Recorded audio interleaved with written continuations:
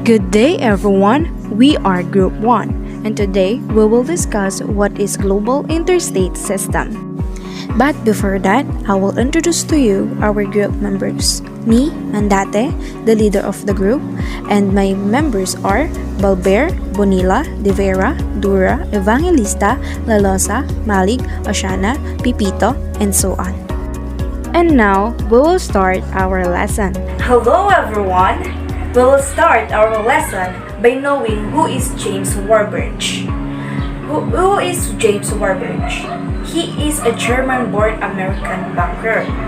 So, he has a saying that we shall have a world government whether you like it or not, by conquest or consent. Also for you, what is the meaning of his quote?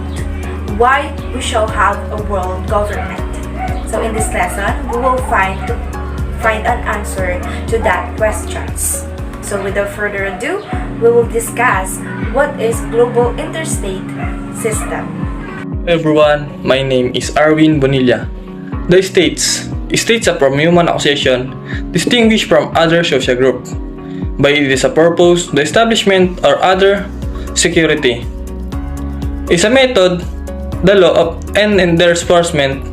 It is territory and area of jurisdiction of geographic boundaries.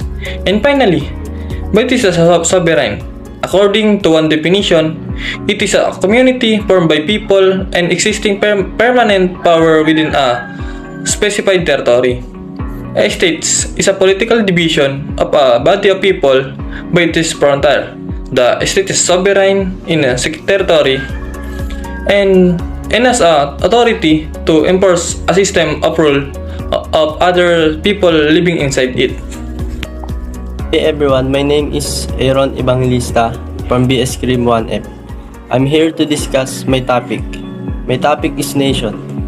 What is nation? A nation is a community of people formed on the basis of a combination of shared future such as language, history, ethnicity, culture, and or society.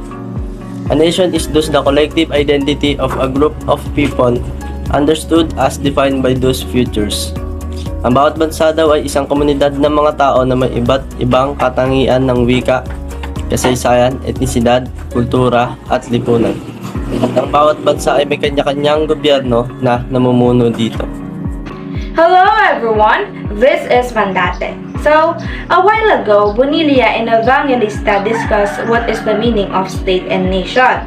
So now, we will identify the differences between state and nation. So what is the difference between them two? State is independent political entity, while nation is a large band of people united by same origin, history, language, and culture. State cannot exist without sovereignty, but nation can exist even without sovereignty.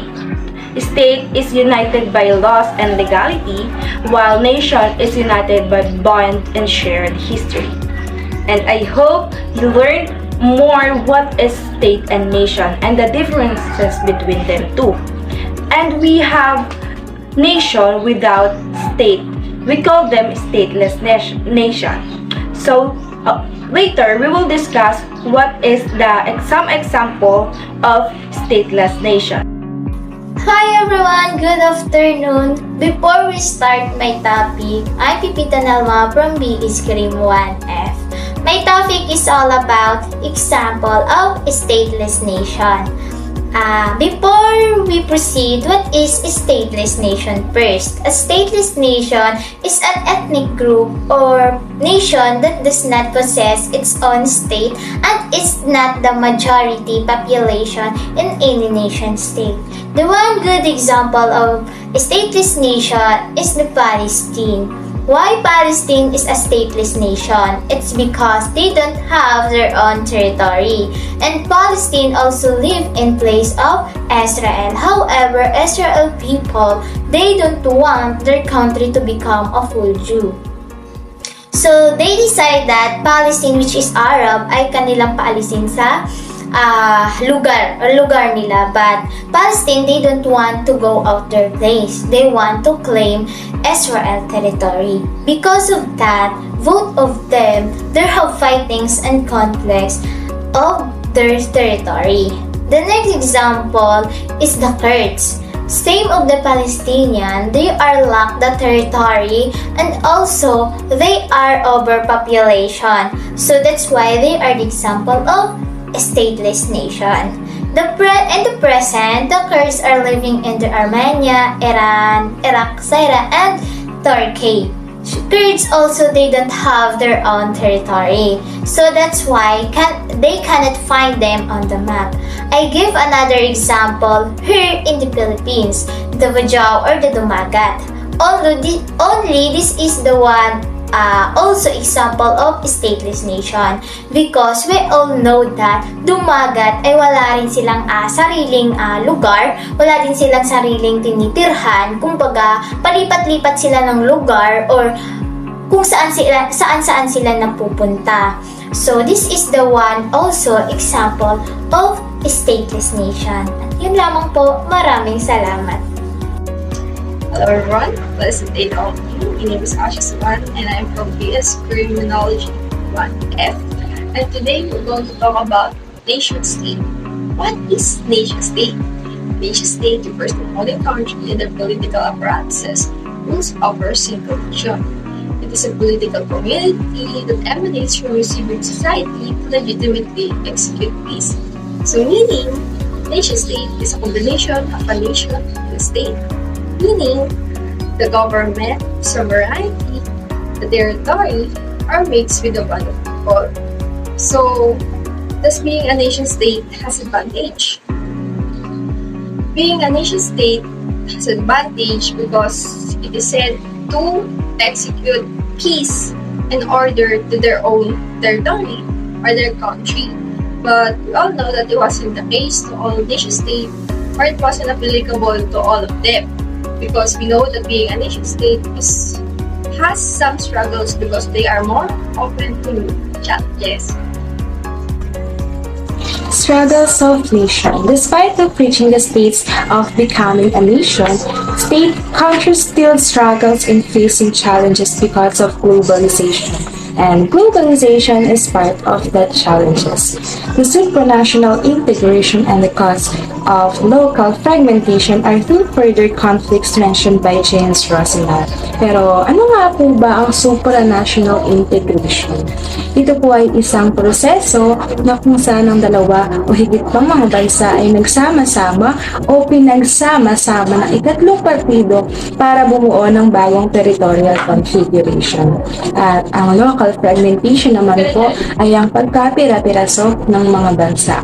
And if these two forces meet, it would cause a problem or a friction on nation-state.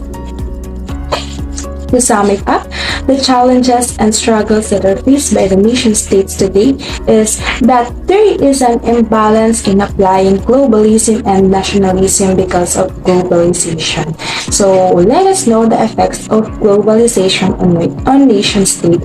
Number 1, imposing forced choice upon nation-states. 2, establishment of economic and political integration. 3, establishment of the international laws and principles. 4, the rise of transactional activism. And lastly, number 5, creation of new communication network. So what are the effects of globalization on nation-state? Good afternoon, sir. Good afternoon, classmates. I am Balberme and B from BS Cream 1F, and my topic is about imposing forced choice in nation-state. So, nation-state, a territorial bounded sovereign policy, a state that is needed in the name of community, of citizens who identify themselves as a nation. So, the legitimacy of a nation-state rule over a territory and over the population inhabiting stems from the right of a nation group within the state, which may include or only some of its citizens to self-determination. So, meaning, nation-state would open the market outside the world. If they will accepting threat or investment outside the foreign investors or foreign negotiation. For example, As Philippines and America, we are living together, but the difference is our culture, beliefs, tradition, and traits.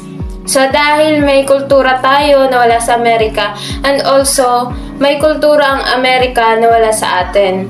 At lalo na tayong Pilipino ay kilala bilang isang disiplinadong mamamayan at malikhain. Kaya kahit na ganun madami tayong pagkakaiba sa isa't isa, pero isa lang naman ang ating hangad kundi ang pagkakaisa. Kaya nga, si Thomas Friedman, he coined the term golden straight jacket. So, golden straight jacket, it is describe how states are now forced into policies. Of course, this is not only applicable to the neoliberalism to nation state. So that's all, and thank you again. Good day everyone, this video is discussing all about establishment of economic and political integration.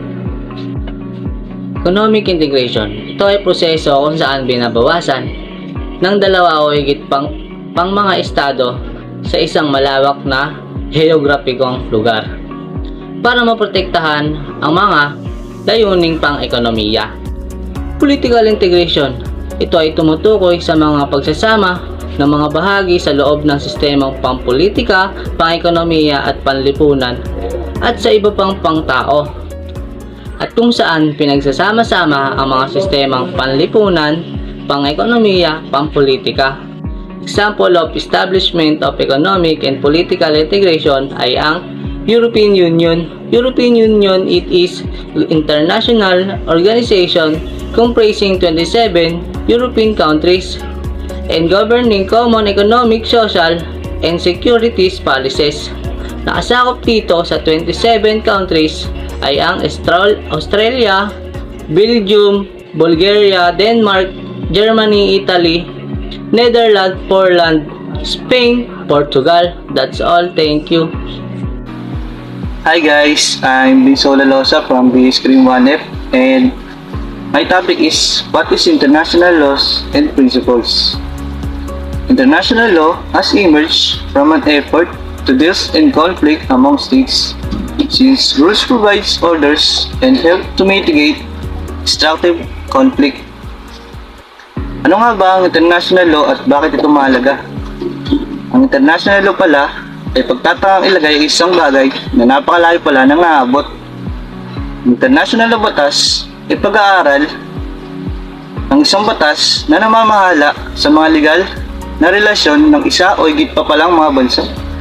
Sa madaling salita, ang international batas ay mas interesado sa mga tungkulin at karapatan ng bawat mga bansa sa panahon ng digmaan at kapayapaan. Ang international batas ay lumitaw mula sa pagsisikap na ayusin ang mga salungatan sa pagitan ng mga estado.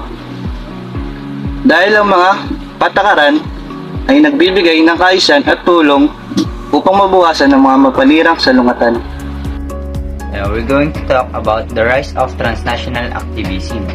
Ito yung paglago ng kampanya para sa pagbabago, mapapolitical or social changes nang na-extend sa other countries or across national boundaries. So, may mga batas kasi tayo na pwede sa atin, bawal sa ibang bansa. Pwede sa ibang bansa, bawal sa atin. So, itong kampanyang ito ay naglalayon para sa pagbabago ng mga pananaw or other na batas na sinusunod. Dahil siyempre iba-iba tayong paniniwala, may iba-iba tayong sinusunod. Kaya minsan, isa ito sa nagiging barrier para sa maayos na ugnayan ng kada bansa. So itong campaign na to ay yun nga, para sa pagkakaisa na rin. Kasi nga globalization, kung magkakailangan magkaroon ng connection ang kada bansa. So ayun yung ibig sabihin ng transnational activism. Good day everyone, I'm John Malik from BS Cream 1F. And let's talk about the creation of new communication network. Ano nga ba ang communication network? Communication network provide the backbone of smart grids conveying information from customer meters equipment throughout distribution system back to the utility. And depending on the communication system being used, this data may be concentrated and or relay 4 or 5 times before they reach utility. And for example, vertical network, circuit network, and etc. And that's all. Thank you. So what govern international relation? Hello everybody, I'm back and we're going to talk about Intergovernmental Organization or IGO. So what is IGO? IGO refers to an entity created by treaty involving 2 or more nations to work in good faith on issues of common interest. The aim of the IGO is to create strong economical, political, cultural, educational, and technical intergovernmental relations. So this IGO is important. IGO is important to nation state because it creates a mechanism for the world's inhabitants to work successfully together in the area of peace and security. These are some examples of IGO. ASEAN, or Association of Southeast Asian Nations, United Nations, European Union, and World Trade Organizations, or WTO. ASEAN, Association of Southeast Asian Nations. How does ASEAN enhance economics, politics, cultural, educational, and technical relationship among its members? But before that, here are the members of ASEAN countries: Myanmar, Thailand, Cambodia, Singapore, Indonesia, Laos, Vietnam, Malaysia, Philippines, and Brunei Darussalam. And while they are intergovernmental organization, they can influence in the political, economic, educational, and technical aspect of these countries while keeping the close relationship of economic and cultural aspect of the region. Also, ASEAN has a role in globalization. This includes the speed of economic vibrance, social advancement, and cultural development in the region. Another one is to curtail the economic chronicle disputes and nurture regional peace and poise without interference in the domestic affairs. And how does ASEAN help its members in its development as a member state? ASEAN's purpose is to promote economic and cultural exchange among its member countries, maintain peace and stability in Southeast Asia, and establish relationships with foreign powers with similar aims. Hello everyone, this is Mandate again, and now we will identify what is the difference between globalism and internationalism. Globalism is wider and bigger scale, increased independence, advocate the concept of globalization, connecting of the economies of the world for the free trade and integration of the world in global market. Includes synchronization of rules and regulation among countries for the process of opening economies, and result of internationalism. So now we will discuss what is internationalism. It retains one country's identity, advocate the concept of nationalism and economic cooperation among nations, expanding businesses and enter the market of different countries, affirm of the individual's business can expand and become a part of other countries. So I hope you learn what is the differences between globalism and internationalism. So, we're going to talk the global interstate system. Global, which means buong mundo. Whole world. So, interstate, connecting and involving each other.